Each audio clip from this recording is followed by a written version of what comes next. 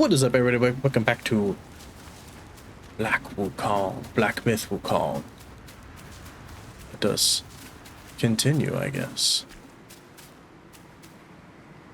Almost feel like we're going to be able to go. Can we go down there? No, okay. Interesting chains holding the mountain together there. And yep, why did I think that was about to happen? Oh my goodness. Okay. Let me over, come on. Come on. I'm gonna have to travel all the way back through here, aren't I? Nope, can't get up there, alright. Just slide then. Dang. There was a lot of stuff I wanted up there.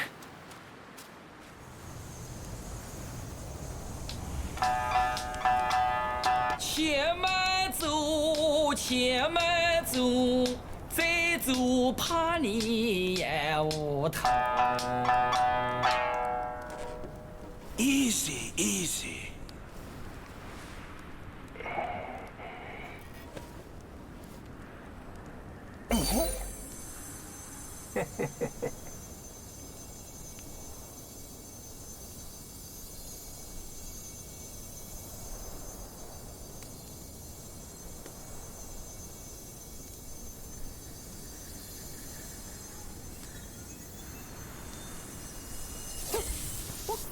New spell? This befits you grandly. Aye, luckily I've kept it close for its rightful owner. Blowing strands into the air creates duplicates to assist in combat. Ooh.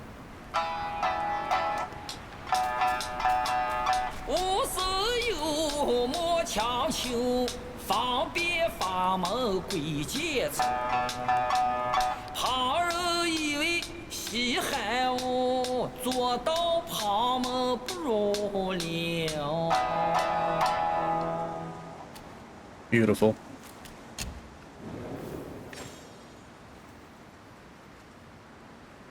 Let's go ahead and rest.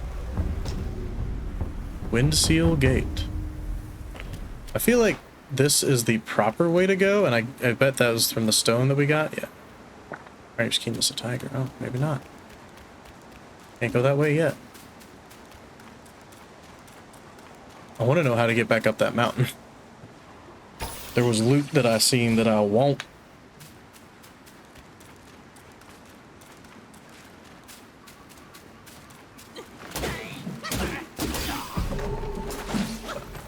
You didn't last long. A weasel captain. Wise in the Gwai's wayward hearts, yet shuns the lonely monkish arts. On the yellow ridge of desolation ends a tale by separation. Ever since the strained wind stirred again at Yellow Wind Ridge, life had grown harsh for these lesser Gwais. Tiger Vanguard and the King of Flowing Sands fought for dominance, troubling the weaselkin caught between the two powers. One day, the weasel captain sat on the sand field, brooding over years of humiliation. Thoughts of death took hold in him, and he found a withered tree. He hung his belt, stepped on the pile of stones, and slipped his head through the noose. Regret came as soon as he kicked away the stones. In agony and dizziness, he struggled, but freedom eluded him. Just then, someone held his feet, and a gleaming sickle sliced through the air, cutting the noose. The weasel captain collapsed, gasping for air, and saw a gaunt crone with the medicine basket. "If you loathe to die, live well," she said, and left unbothered by his nature. Transforming into a weasel, the weasel captain followed her home, a dwelling with crumbling walls and an empty barn. She lived alone after the death of her husband and son, foraging for herbs to trade in order to survive. The captain, moved by their shared misfortunes, decided to stay and help. Disguised as an old man fleeing famine, he claimed to be alone and found shelter with the crone. By day, he hunted in Yellow Wind Ridge. By night, he enlisted stone spirits to mend the house. Together, they thrived, and much to the villagers' envy. One day, two villagers trailed the captain, curious about his hunting prowess. Little did they know, as they watched him, that he would suddenly transform back into his original form, a clothed weasel Gwai, with gleaming curved blade at waist. Feeling threatened by a non-human, the villagers spread their tale, and a Taoist was summoned to slay the weasel captain. Not long after the weasel Gwai was killed, the crone passed away. The villagers deemed the house cursed, divided the hides and herbs before setting the place ablaze. How sad.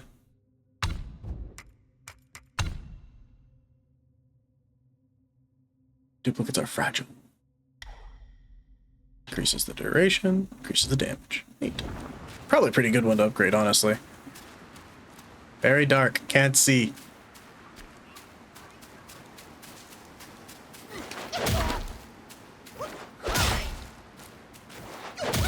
Sometimes I feel bad. Sometimes I don't. This would be one of those times that I don't. Could I please just grab the thing? Thank you. Of course.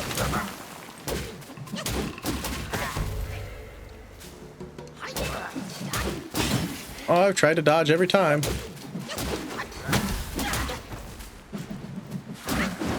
I do like that dodging doesn't stop our combo now, by the way. So like I can dodge out and keep comboing.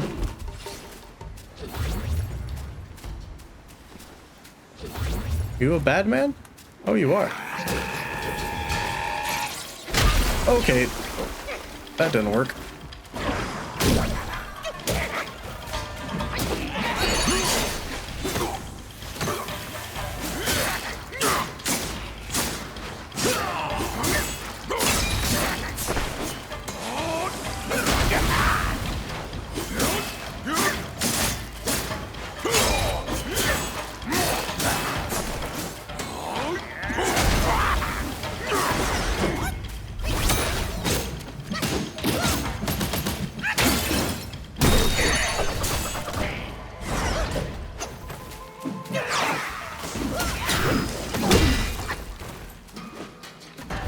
Oh, dang it.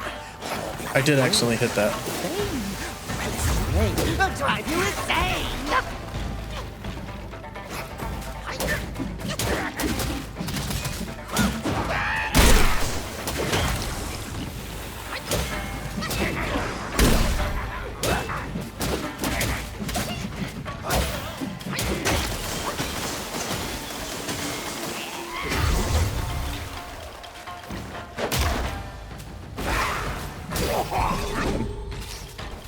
Sit down. What we got here? Material.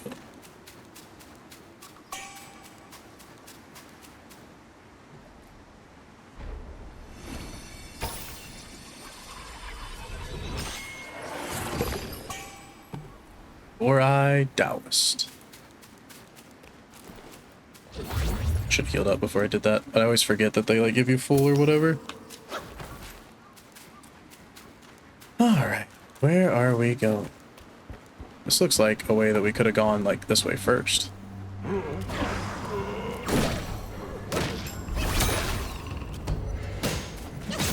Stop going to the front.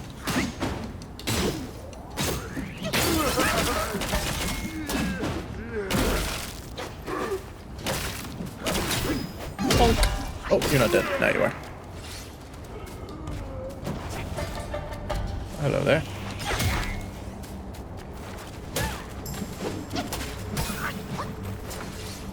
So,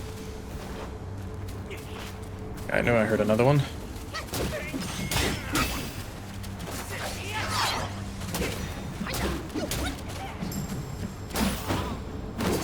It's so dark under here, I can't see like where they might be, you know?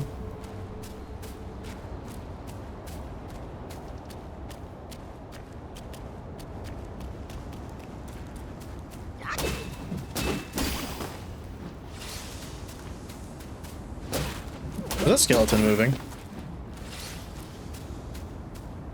I mean, yes, because I kicked it, but not because of it moved by itself. This thing's gonna pop up, though.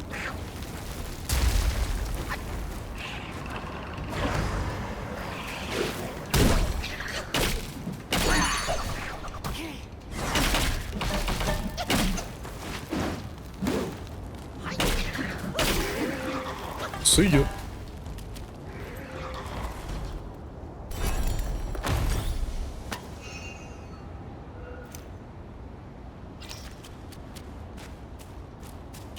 What are you doing?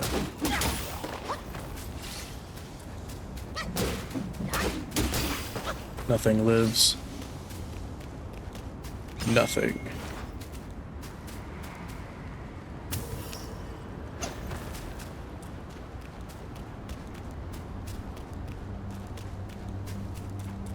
Another little path off to the side here. Hello.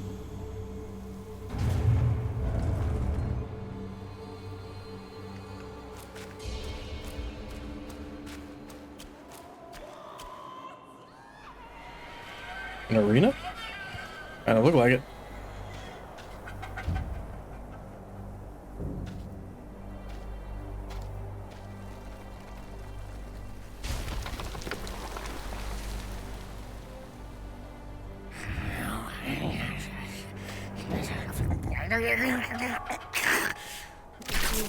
A life for a life.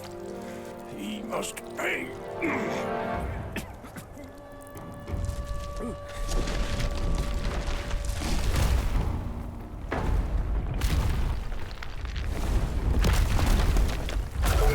Oh my.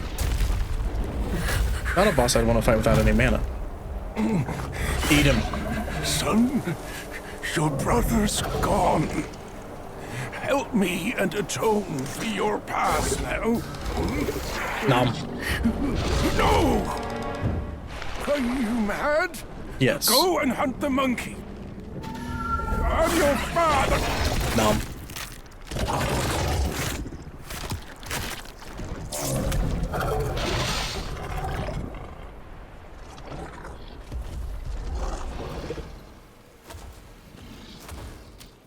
Well, we gotta go down there, right?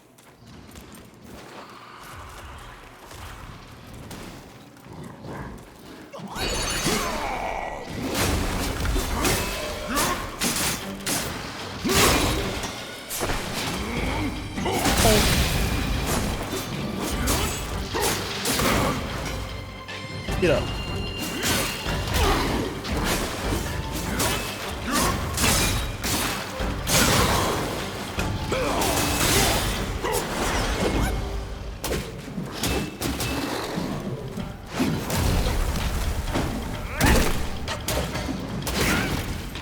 Fair, fair, fair.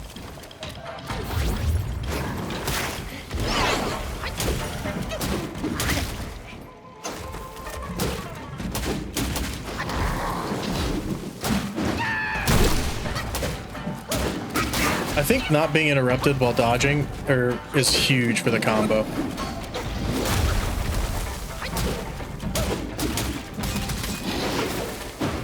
Because you can do stuff like that.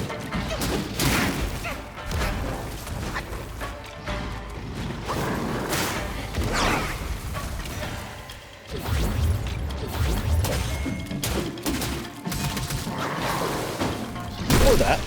Or that. First try. A whole nest of rats scatters and falls. Sit down, son. I was like, any loot? There's some loot. A gold piece. Nice.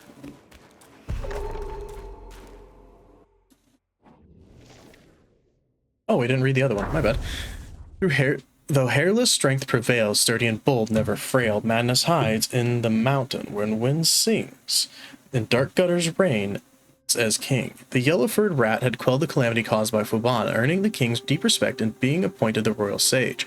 No matter the state, affairs, or the minutiae of daily life, the king would first seek his counsel. At the sage's suggestion, the king issued the Rodent Reverence Edict, prompting rodent guides from all around to migrate into the city. The first prince, having distinguished himself in battle, was conferred the title of Brave General and basking in his success. However, he was deeply displeased that a Gwai sage had stolen his shine. Using the pretext of rodent guys causing trouble, he rallied court officials to petition for the royal sage's removal. Several upheavals ensued in the court, resulting in the deaths of many loyal to the prince, and even the third prince left in anger, yet the king's trust in the sage remained unshaken. On the sage's birthday, the entire kingdom worshipped his statue, and even the king paid a visit to the temple of royal sage, offering to himself to offer incense and prayers. Unable to contain his fury, the first prince overturned the incense table in public. Such an affront to royal authority could not be tolerated. Enraged, the king imprisoned the prince. The sage, however, was not angered and even spoke many good words for the brave general. Learning of the sage's intercession, the prince became even more convinced that he was deeply scheming evil Gwai. Cursing him incessantly in his cell, the king, upon hearing this, grew more antagonized by an unruly son. Hence, he decreed that the prince need strict discipline, ordering that his meals be delivered to the cell door thrice daily with no visitors allowed. Initially, the prince was very stubborn, but over time he softened and began to plead for mercy, yet he remained defiant in his heart, constantly plotting to kill the rodents and avenge himself once he was free. One day his meal was late and he was growing anxious. Then he heard the sound of a key turning and the cell door unexpectedly opened. After waiting for a while and seeing no one enter, he walked out himself. To his astonishment, the guards and officials bustling about outside were no longer human. They had all become rats dressed in robes.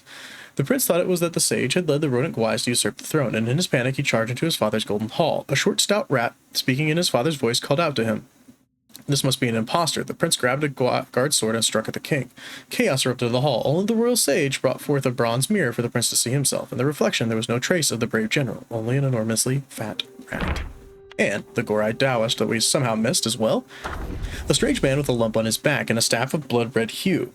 He leaps and bounds with eerie might, 100 eyes glowing in the night. A strange visitor once came to the Temple of Yellow Flowers. He proclaimed himself trained in the mystic arts upon the Mount Ling Tai. Submit now and yield to me the thing, he told the master of the temple, and you will be spared. Beetle Commander was sent to subdue him, and the man was sealed in a cocoon sack in a cave. Yet days later, a lesser Gwai brought word to the master that the sack lay sundered, and the captive had escaped. At this the master gave nothing but a smile. Since his escape from the cocoon sack, a fleshy mass studded with many eyes had sprouted from the man's back. He paid no mind to this horrific sight and continued his wandering practice. He passed through a desolate mountain where bandits ran rampant and nearby villagers lived in squalor. Here he chose to settle and summoned rainfall. By his arts, the blasted peaks grew green, and elms and willows and slopes cloaked themselves in pines and firs. After his efforts, the once barren mountain saw years of clement weather, and the people of the lowlands flourished in number, yet the bandits cared nothing for an honest life. They saw the greenwood only as fresh plunder, and the growing number as ripe for the hunt. The man then took on the guise of an enlightened monk and went among the bandits' hideouts to spread the wisdom of the Buddha. In the end, even the bandits forsook evil and came down the mountain to live in peace. Years passed, then came a day when the man entered the village and raised a ritual staff at the entrance. From its crown poured blood-red light. Every person it touched fell into a frenzy, tearing at each other as if under the thrall of some evil force. In mere moments, the lowlands became a pit of slaughter, and the ground overflowed with the blood of the slain. On the man's back, the hump gaped wide, with countless eyes unveiled. Slowly they supped the spilled blood and sundered spirits. In no time, the lump had swollen even larger until it could absorb no more. Only then did the eyes slowly close. The man came back to himself and removed the staff, and then set out for the next place to settle. And a characters, apparently. Headless Monk. Sanxian, grief and rage untold, defeated and demeaned by my follower bold. Confused I saw kindness repaid with hate, the sands obscure the truth, the winds seal my fate. In the days when strange winds first howled through wind rest, a curious event unfolded. Children of the village were at play near the village's edge, when haunting chords from the Sanxian wafted through the air. Their young ears caught the song's pleasant notes, in a land of bloodshed and chaos stings. Intrigued, and never having heard such a song, the youngsters raced towards the musician. As they neared, they beheld a figure leaning on a boulder, headless. The children scattered in fright, all but the young Shengda, who stumbled and fell. As he lay weeping and watching his friends flee, the headless monk ceased his strumming. He emerged behind the rock and strummed once more. Invisible forces gently lift Shengda, steadying him on his feet. No longer fearful, the boy observed that apart from the missing head, this figure resembled the benevolent monks he'd seen in the hamlet. Soon, Shengda, unafraid, the headless monk plucked another cord. A cooling breeze passed over the boy's bruised legs. Looking down, Shengda found his wound miraculously healed. Clapping in joy, he exclaimed, "Magic, magic!" The monk strummed again, and Shengda's torn trousers restored themselves. With that, the monk returned to his eerie song. Yellow Wind Ridge, a mighty old range, once buzzing with joy and glee, and vanished into a gust of wind and sand. When the villagers returned to save Shengda, they found him pointing at the sand, exclaiming it was an immortal. The adults scoffed. "Nonsense, what sort of immortal lacks a head? You've seen a ghost, boy." And then we have just this meditation spot that's like, hey, you want to look at that? No, we already did. Thanks.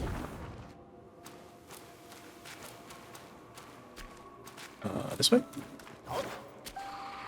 It's so dark and hard to see. Enough of that. Where am I going? I can't fall off. Maybe you can fall down there. Oh, you can. You wanna pick this up? No? Apparently not. You sure you don't want to pick it up? There you go. Yeah, you do.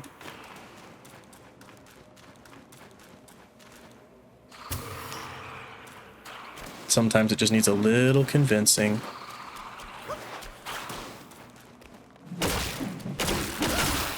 See ya. Trying to figure out where I have and haven't been. Oh, this looks safe. I want to go over there. I don't think I've been over there yet.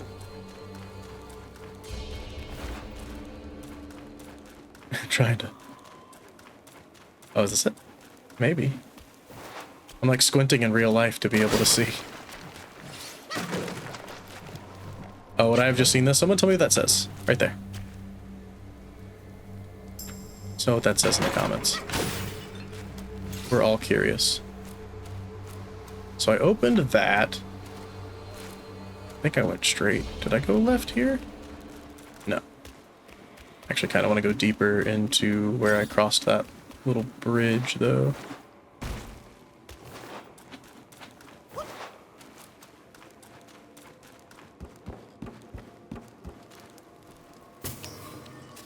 Licorice. Ooh, yum. I'm sure there's nothing bad in here.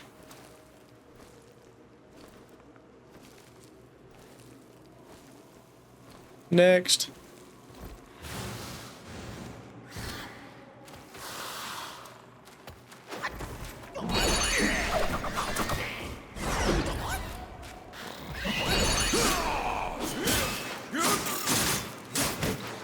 These bigger guys are always rough. Oh, dang it. Wasted.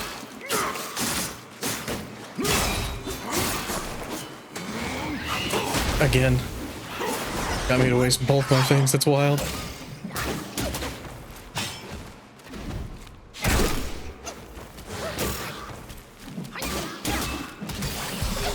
Got him. What we get? The village. Sorry, the lady messaged me as soon as I got that. And we just finished messaging her, and boom. In shadows deep the backway lies, far from clamor under the skies. In moonlit hues blood it sips, as though through yellow wind it slips. After the harvest, the rent man arrived in the village. The villagers cleaned a long abandoned manor from his stay and treated him to a sumptuous feast. From full... One second, guys. Alright. Long abandoned manor for his stay and treated him to a sumptuous feast. Full from food and drink, the village chief spoke directly. The rent is a heavy burden on us. Is there any possibility to reduce it? The rent collector replied, the rent has been determined by your lord. I am but a paid man tasked with taking what is due. I have no power to change it. The talk turned to an unending argument. As dusk approached, the villagers hastily left. An old widower lingered, offering a suggestion to the rent man. Our village offers little amusement, but on that hill there's a pavilion fine for moongazing. Should you grow weary, 'tis a place to ease your mind. With these words he too departed. That night, the rent man, lantern in hand, pondered his ledgers and the days of disputes ahead. Seeking solace, he wandered toward the pavilion. As he stepped into the courtyard, a figure descended with wings of flesh and claws for hands and a maw-pointed teeth. Terrified, he fled, only to be ambushed by a similar creature lurking in the trees. The backwise squabbled over him for the first bite, chittering and chattering. Seeing them locked in a stalemate, the rent man drew a blade from his belt and beheaded one. The other sprang, fangs bared towards him, but he dodged it with a struggled roll. That night, the rent man and the bat dog fought. Fangs and blade clashed until dawn. Come morning, the villagers came to the manor to prepare the rent man his morning meal, only to find him sitting by the door, a blade at his side, pinning two headless bat corpses to the earth. In the days that followed, they paid their full rent and hosted another rich feast, sending the rent man back to the town with due respect. Yeah, after you tried to trap him, and he's like, nah, I'm better than that, sorry. And now we are the proud owners of a Batwai. A spirited one, at least.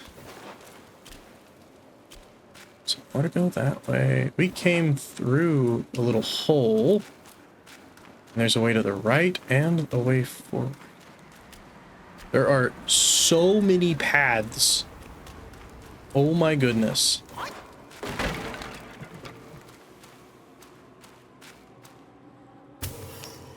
I don't know how I'm not going to get lost. I'm going to have to find a map.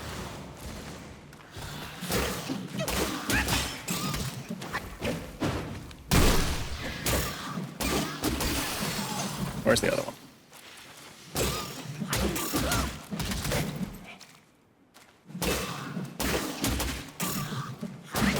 I disagree, but that's okay, because I don't have to agree. I just have to win in the end.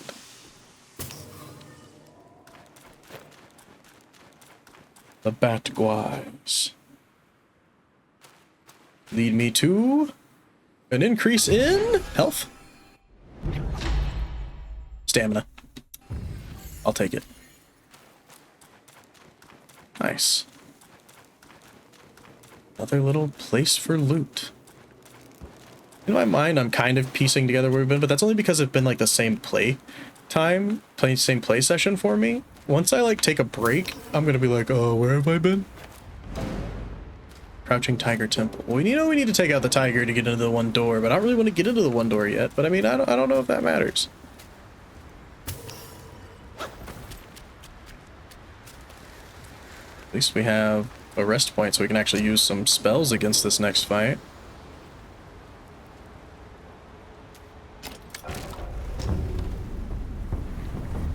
Do we have any sparks?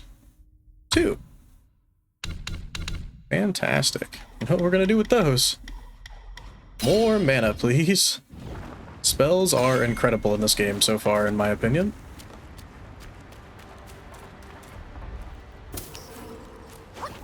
You guys should let me know what other builds people are going for besides spells. Curious. Please don't make me fight, like, on the stairs. I would hate that.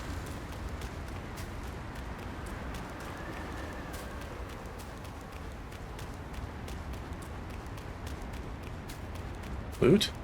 No loot. Loot! I like loot.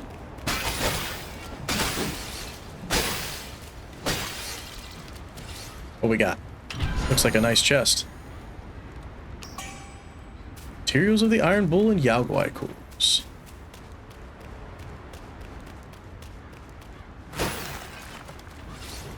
I thought that was moving after I broke it, and that was gross.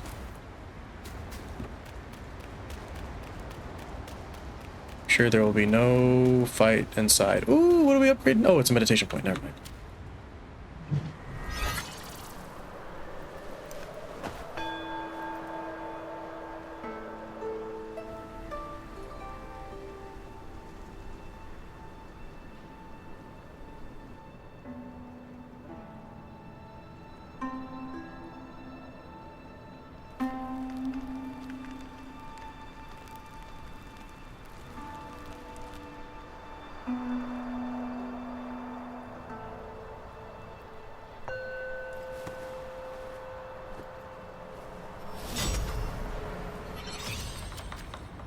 One spark does not cut it. We require 2.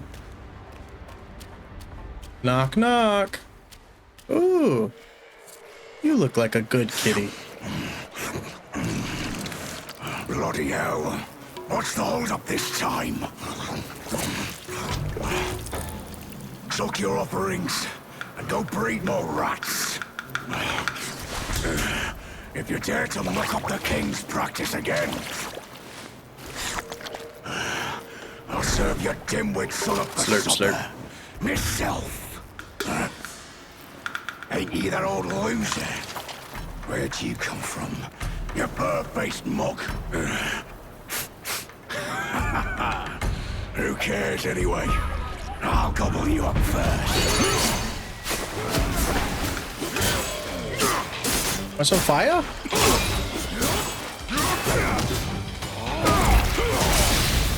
Ooh, that was a lot of damage.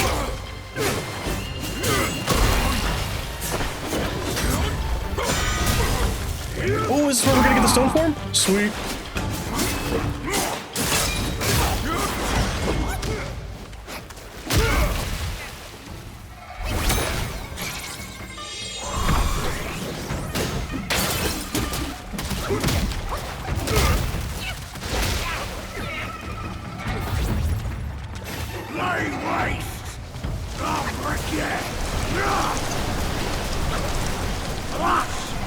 Oh, good attack. Solid effort there, bud. Your rubbish tricks.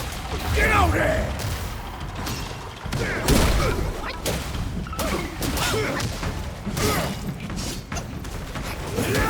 Don't want to be here anymore.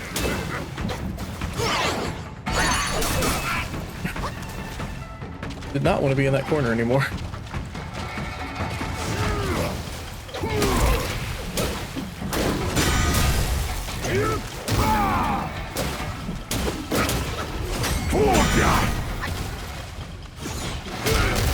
Okay, good attack.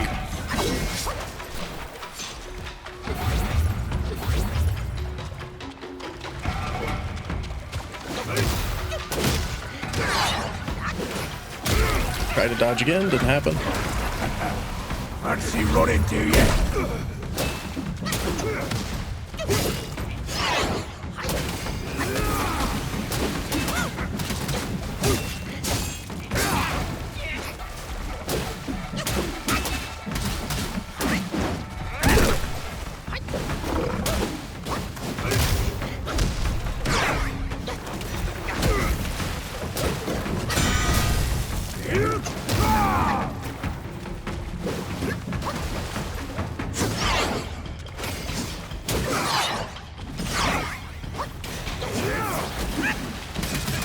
Take this! Watch me, fool! Oh, I see him. Raise! Got him in first try. Oh my goodness. Sit down. Sit down.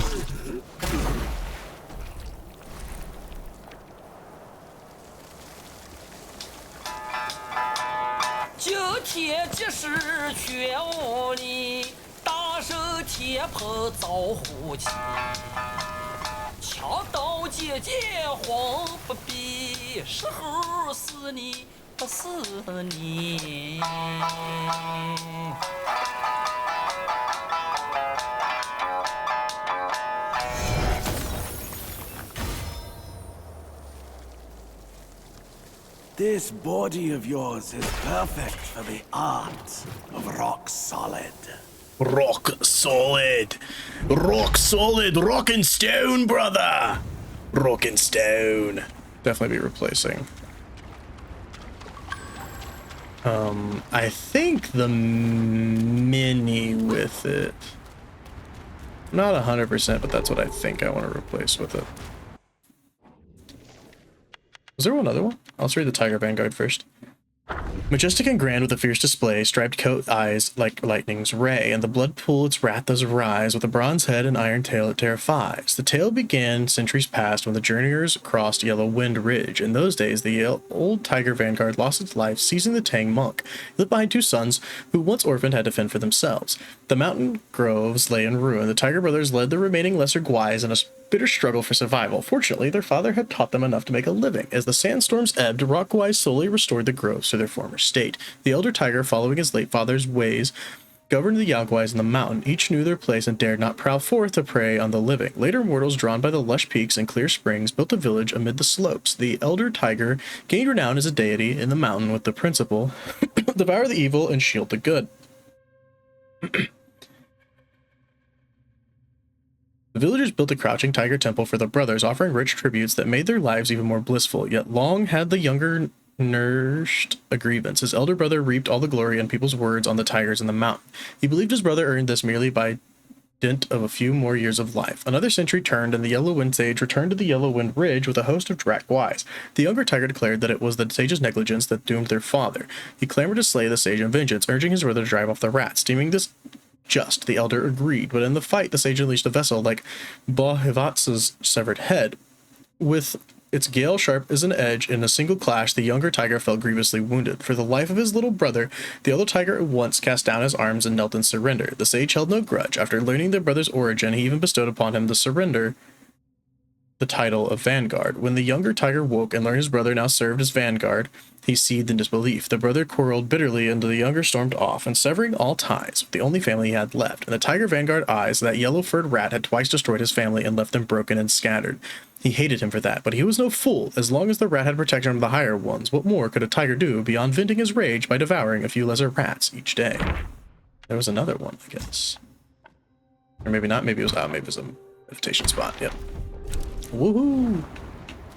Give me my loot.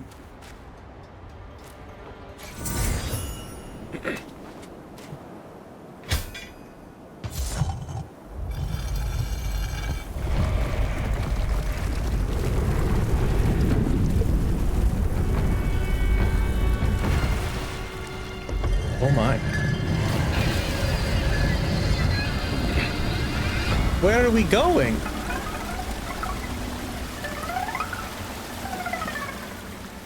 That's not creepy or anything.